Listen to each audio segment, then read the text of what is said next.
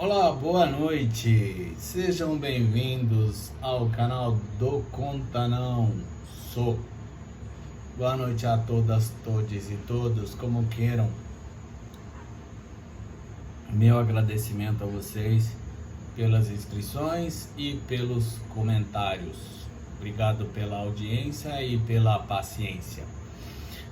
Eu queria compartilhar com vocês as minhas impressões sobre o assunto do momento, que foi muito falado, e aí jogar para vocês comentarem e refletirem sobre o assunto, ok? O assunto do momento é a paralisação das atividades da Ford Motors dos Estados Unidos aqui no Brasil. Fechamento de fábricas e demissão de funcionários diretos e indiretos. Só para você ter uma ideia, em 2019 a Ford fechou a sua fábrica em São Bernardo do Campo depois de 50 anos de operação.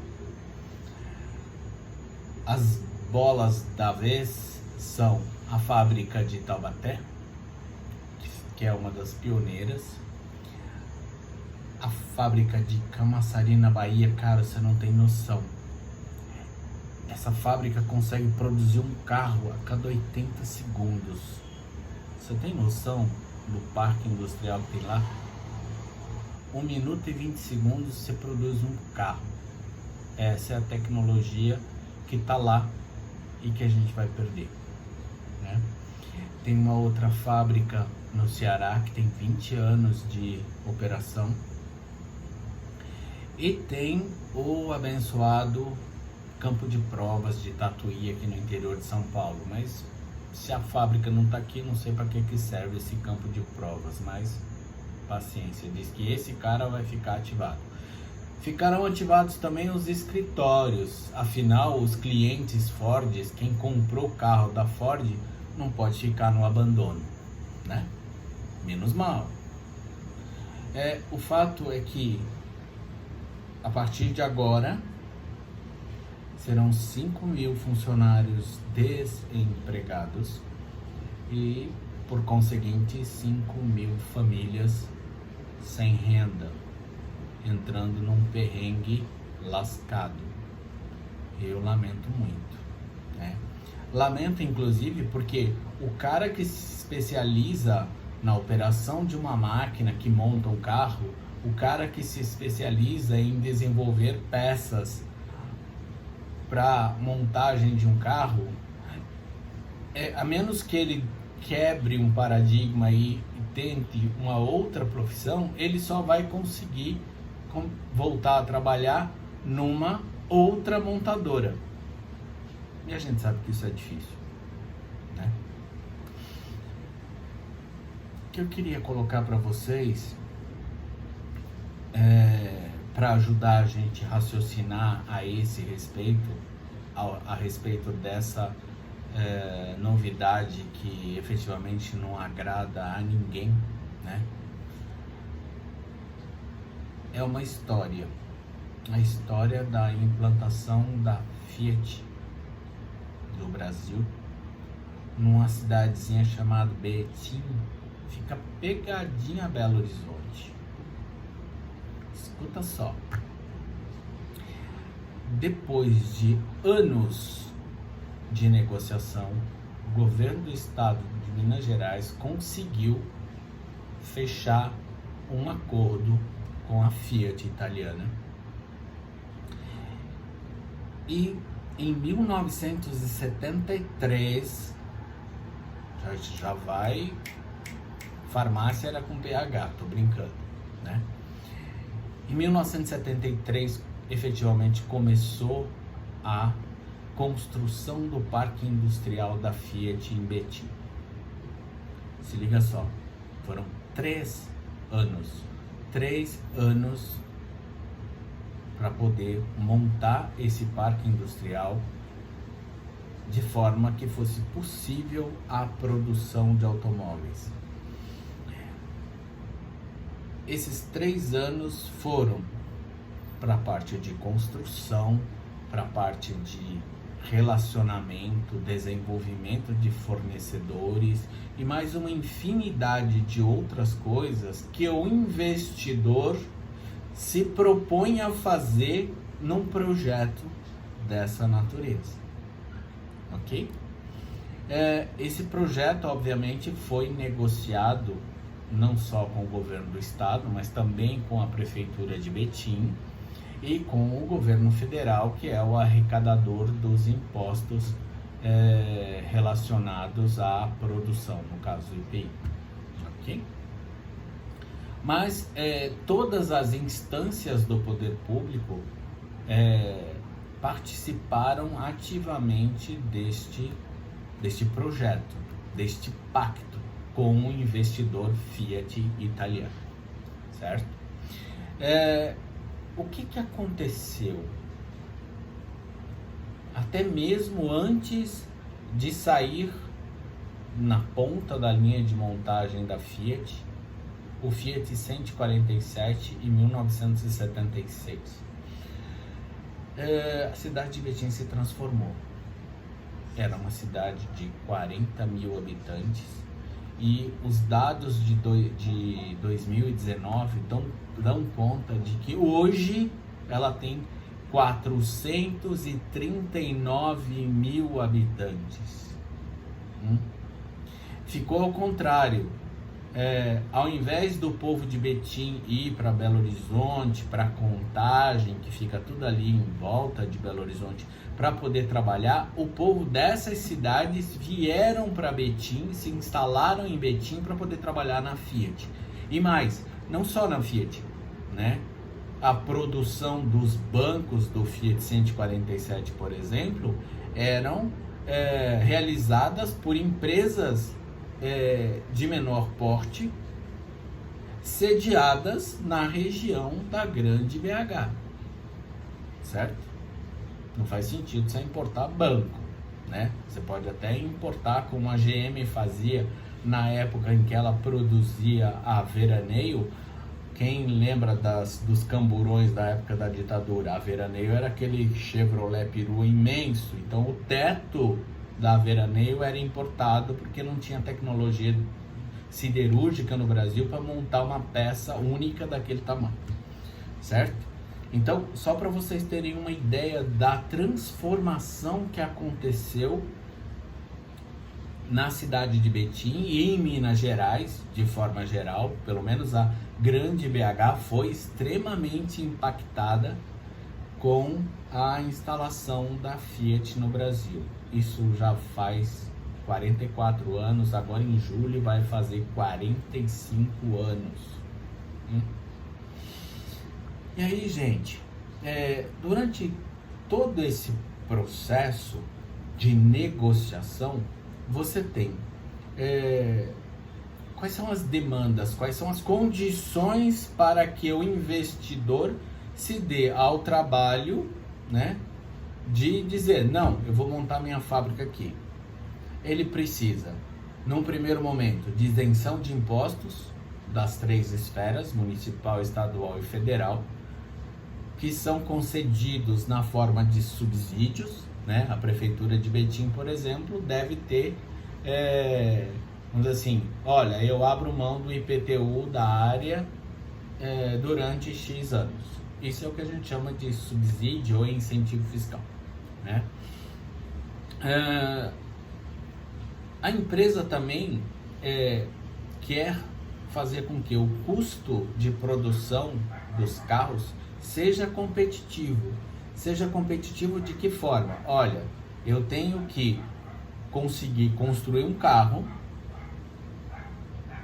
e o gasto que eu tenha para construir esse carro, comparado com o preço que eu vou colocar para vender esse carro, o lucro tem que ser vantajoso, certo?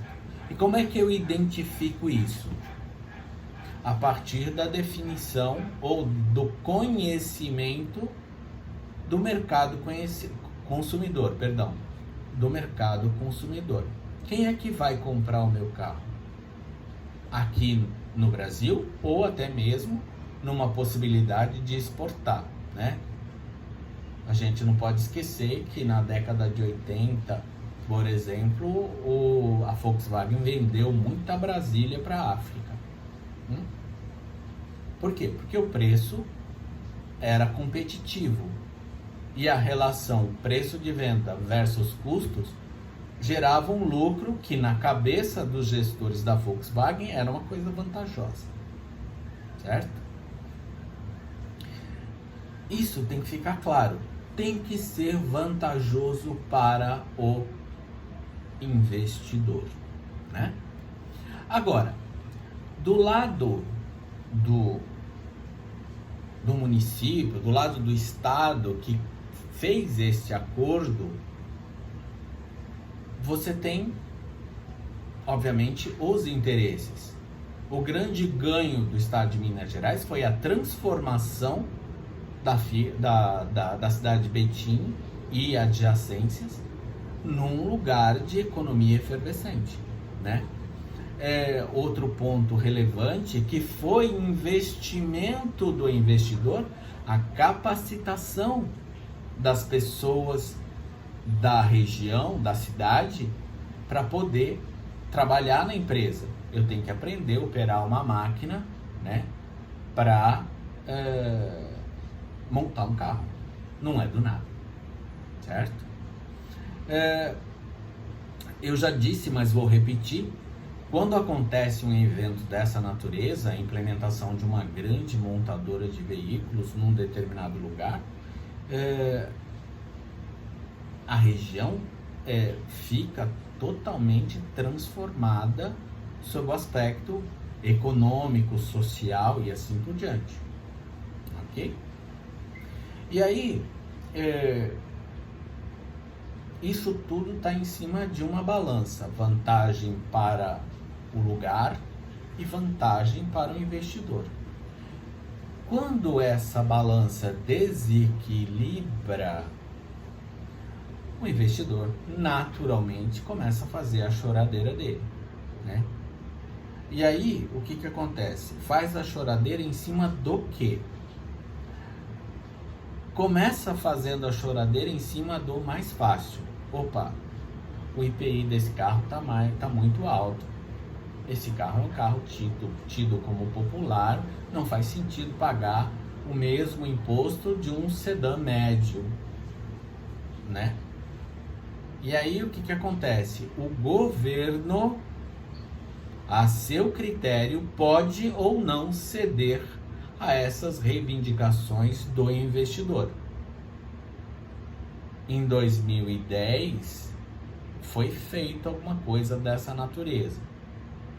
Baixou-se o valor do IPI, não só de automóveis, mas de geladeira, de fogão e tudo aquilo que era industrializado e que tinha esse tipo de reivindicação. O governo optou por fazer redução de impostos. A gente pode entender isso como um subsídio, certo? Mas isso é temporário, né? Qual é a ponta que efetivamente cresce os olhos do investidor? O consumidor, né? E a quem compete manter o mercado consumidor em efervescência, em ebulição? É a garantia de que o povo que mora naquele lugar tenha trabalho e renda, certo? Afinal, não adianta você ter uma empresa que fabrica um carro a cada 80 segundos e não ter para quem vender, certo? E aí, nessas condições, não sobra outra alternativa. Não sobra outra alternativa a não ser dizer: olha, o nosso pacto está encerrado. Por quê? Porque você enquanto país, Brasil, não me ofereceu as condições para que eu possa continuar produzindo, continuar vendendo, continuar tendo os meus lucros e mandando os meus lucros lá para os Estados Unidos, que é a casa matriz da Ford, certo? Então, qual é a nossa situação atual? A despeito da Covid. A Covid, de fato, modificou a vida das pessoas. Mas, da mesma forma, vocês vão de convir comigo que existem muitas pessoas, existem muitas empresas que não tiveram condições de simplesmente obedecer piamente aquilo que algumas unidades do poder público, Alexandre Calil, por exemplo, que disse: fica em casa. Existem alguns profissionais, existem algumas empresas que entendem que não podem parar. Eu vou dar um exemplo, uma indústria siderúrgica, perdão, que produz, por exemplo, alumínio, ela tem que trabalhar no regime de 24 horas por dia e durante 7 dias, ou seja, ela não para nunca, porque o prejuízo que ela tomaria se ela desligasse os fornos seria maior do que qualquer coisa. Então não para, né? Então, gente, é assim, quando você tem um governo que não garante aquilo que o povo precisa, que é trabalho e renda, não dá para pedir para o investidor dividir com você o peso da sua incompetência, governo. O investidor vai embora mesmo. Gente, eu só lamento pelas 5.000 pessoas que vão ficar sem emprego para trabalhar. Vão estar aí na fila do auxílio emergencial, se é que ele vai ser prorrogado. Eu desejo sorte a essas pessoas e eu desejo que no meu país existam governantes competentes, porque hoje em dia não temos. Por hoje é só, gente. Muito obrigado. Uma boa noite a todos. Valeu!